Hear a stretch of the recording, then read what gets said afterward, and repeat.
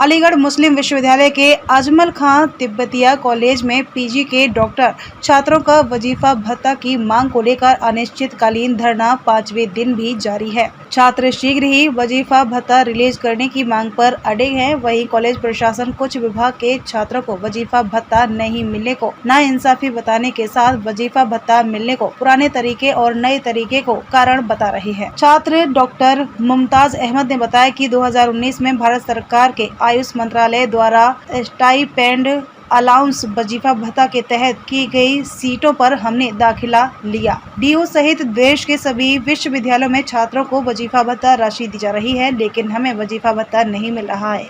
AMU प्रशासन द्वारा हमसे पासबुक जमा करा ली गई, लेकिन अन्य डिपार्टमेंट के आधे लोगों का वजीफा भत्ता आ गया है, लेकिन अभी हमारे 72 लोगों का वजीफा भत्ता रिलीज नहीं किया गया है। आज धरने का 5वां दिन है। शीघ्र ही वजीफा भत्ता रिलीज कराने की मांग को लेकर हम धरने पर बैठे हैं। मांग नहीं माने जाने तक धरना जारी रहेगा। अजमल खान तिब्बतिया कॉलेज के डीन FS शिरानी ने बताया कि केंद्र सरकार द्वारा पहले सीट दी जाती है, बाद में वजीफा भत्ता दिया जाता है। वहीं प्रदेश सरकार द्वारा सीट देने के साथ वजीफा भत्ता दिया जाता है।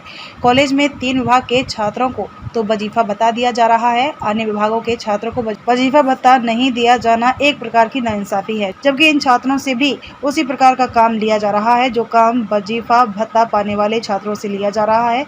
छात्रों का वजीफा भत्ता रिलीज होने में एएमयू प्रशासन की कोई कमी नहीं है। पहले सभी कार्य यूसीजी से होता था, बाद में स्वास्थ्य मंत्रालय में चला गया, फिर आयुष विभाग में चला गया, जिसके चलते पुराने और नए विभागों के तरीकों में मिलान नहीं होने पर वजीफा भत्ता नहीं मिल पा रहा है। अलीगढ़ से संवाददाता शहजी सिद्दीकी की खास रिपोर्ट। हड़ताल पर है, क्या उनका मुतालबात है, इंतजामिया किस तरीके से दिखता है इसको?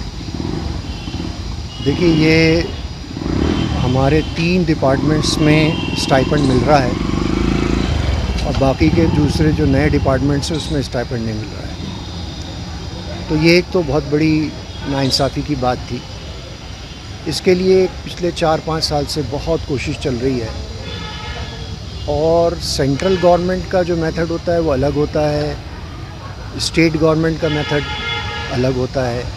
स्टेट गवर्नमेंट में तरीका ये है कि पहले वो फंड सेंक्शन करते हैं साथ में पोस्ट के साथ और उसके बाद पोस्ट देते हैं। सेंट्रल गवर्नमेंट में पहले ये तरीका था कि आप पहले पोस्ट ले लीजिए, उसके बाद फंडिंग कुछ दिन के बाद हो जाती थी। जैसे कि इससे पहले जो 3 डिपार्टमेंट्स थे उनमें भी डिपार्टमेंट शुरू होने के 3 साल, 1.5 साल, कभी किसी में 2 साल के बाद फंडिंग आई।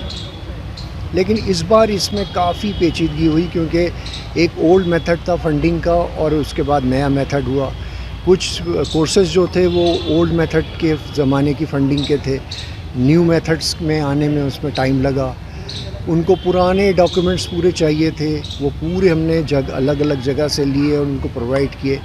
तो ये सिलसिला चलते चलते कभी पीछे कभी आगे इस तरह होता हुआ अब एक स्टेज पर आ गया है जहाँ पर अब उनके तरफ से कोई क्वायरी नहीं है। हमने जितनी उन्होंने डिमांड की थी वो पूरी की पूरी उनको दे दी है और उस पर वो एग्री भी कर रहे हैं। गवर्नमेंट भी सिंपैथाइज है इस मसले को लेकर कि इन बच्चों को ज़रूर मिलना चाहिए, क्योंकि अगर 3 कोर्सेज़ को मिल रहा है तो दूसरे कोर्सेज़ को क्यों नहीं मिल रहा है, जबकि वो भी उतनी ही मेहनत कर रहे हैं, उतना ही वक्त दे रहे हैं और उतना ही काम कर रहे हैं। सर, स्टाइपेंड न मिलने की वजह क्या है? जिम्मेदार कौन है, यूनिवर्सिटी इंतजामिया या हुकूमत? देखिए, यूनिवर्सिटी इंतज़ामिया इसमें ज़िम्मेदार है, ना कोई किसी को एक दोष दे सकते हैं, क्योंकि हर आदमी अपने तौर पे पूरी कोशिश कर रहा है। लेकिन ओल्ड मेथड और न्यू मेथड की इस चक्कर की वजह से, चूँकि पहले जो फंडिंग हुआ करती थी वो यूजीसी हुआ करती थी, यूजीसी के पास फिर मिनिस्ट्री ऑफ हेल्थ में ट्रांसफ़र हुआ, फिर मिनिस्ट्री ऑफ आयुष आ गई।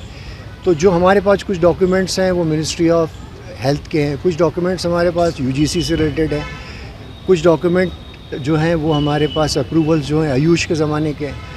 तो वो 3 मिनिस्ट्रीज़ के अलग अलग बंटने की वजह से जो ऑफिशियल हिंड्रेंस हुई है, जो क्लॉग पैदा हुआ है, वो वजह है जिसकी वजह से ये प्रॉब्लम खड़ी हुई है। मसलन ये है कि अगर हम सबमिट करते हैं, हमारे यहाँ का जो अप्रूवल जो कि मिनिस्ट्री ऑफ हेल्थ का था, तो वो मांगते हैं कि साहब आप मिनिस्ट्री ऑफ हेल्थ था तो आपका जो पहला अप्रूवल वो कहाँ से आया? वो मिनिस्ट्री ऑफ हेल्थ से नहीं था, वो यूजीसी से था। वो कहते हैं हम यूजीसी को नहीं मानते, आप मिनिस्ट्री ऑफ हेल्थ का लेकर आइए।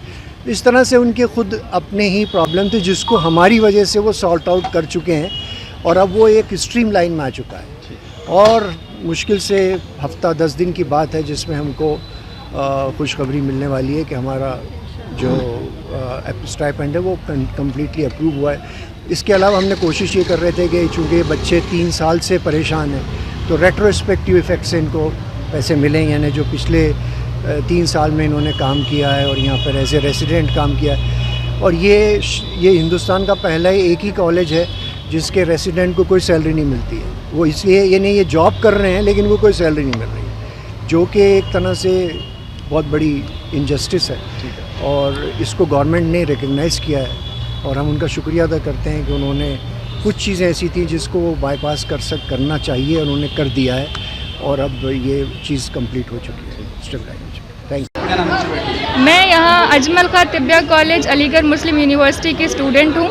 हमें बहुत टाइम से स्टाइपेंड नहीं मिल रहा है। हमारे यहाँ सिर्फ 3 डिपार्टमेंट को स्टाइपेंड मिलता है और बाकी डिपार्टमेंट को नहीं मिलता है। हम रिसर्च वगैरह करते हैं, हमें बहुत परेशानी होती है, हमें घर से भी सहारा लेना पड़ता है और रिसर्च उतनी अच्छे लेवल पर हम नहीं कर पाते क्योंकि जितना हमें चाहिए उतना हमारे पास नहीं हो पाता। हम कितना ही लेंगे घर वालों से भी।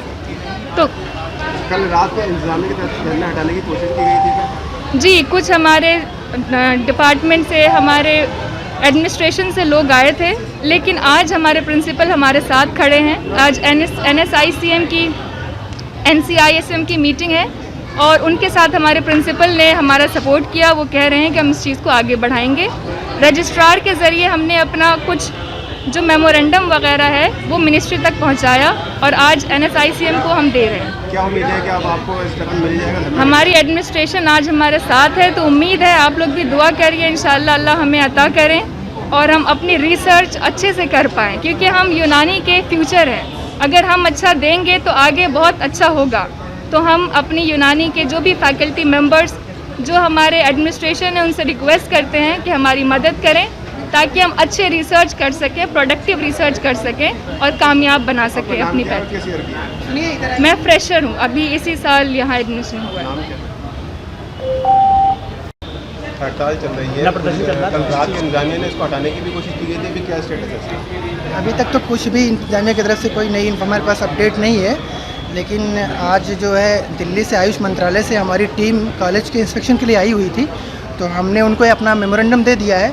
बाकी हमारी स्ट्राइक अभी जारी रहेगी जब तक हमें लिखित में कुछ मिल नहीं जाएगा, क्योंकि आयुष मंत्रालय ने, भारत सरकार ने 2019 में हमें सीटें दी, स्टाइपेंडरी सीट दी और उस पर जो है आधों को पैसा मिला, बाकी को पैसा 84 लोगों को, जूनियर रेजिडेंट को पैसा अभी तक नहीं दिया गया हमें। उसके लिए हमें स्ट्राइक पे मजबूर होना पड़ा और काफ़ी दिनों से हमारे इंतजामिया की तरफ से बताया गया कि आपका पैसा आ चुका है, अब आ गया, बस बातें रह गई, इस अभी तक कुछ हुआ नहीं उस पर। रात को हटाने की कोशिश की गई, काफ़ी कोशिश की गई, इवन पूरी प्रोक्टोरियल टीम आई और काफ़ी प्रेशराइज़ किया, बस बातों में उन्होंने फंसाने की कोशिश की, लेकिन हम अपनी बात को अड़े रहे और धरना पे हम बैठे हुए हैं, बैठे रहेंगे। 5वां दिन है आज, पहली बार लोग रात में आए, उससे पहले 4 दिन से कोई नहीं आया था। अभी तक कोई भी इंतजामिया का आदमी आया नहीं यहाँ पे, इसकी वजह से हम लोग अभी तक लगा इंतजामिया सपोर्ट कर रहा है, कुछ हो पाएगा? कुछ भी नहीं, कोई ऐसा नहीं, ये सब बात तो अभी वर्बल कम्युनिकेशन हुआ है, कोई डॉक्यूमेंट्री या रजिस्ट्रार साहब या वाइस चांसलर साहब कोई भी यहाँ पे आए नहीं अभी तक, कुछ भी नहीं, ना उनका कोई आदमी आया, ना कोई, सिर्फ प्रोक्टोरियल टीम आई थी ज़रूर इस धरने को हटाने के लिए।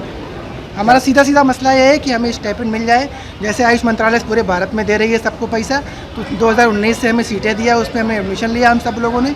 84 लोगों को स्टाइपेंड नहीं मिल रहा अभी तक, बाकी 32 लोगों को हर महीने 1 लाख रुपये मंथली आता है। क्या नाम है? मेरा नाम doctor Uzair Ahmad, junior resident 3rd year.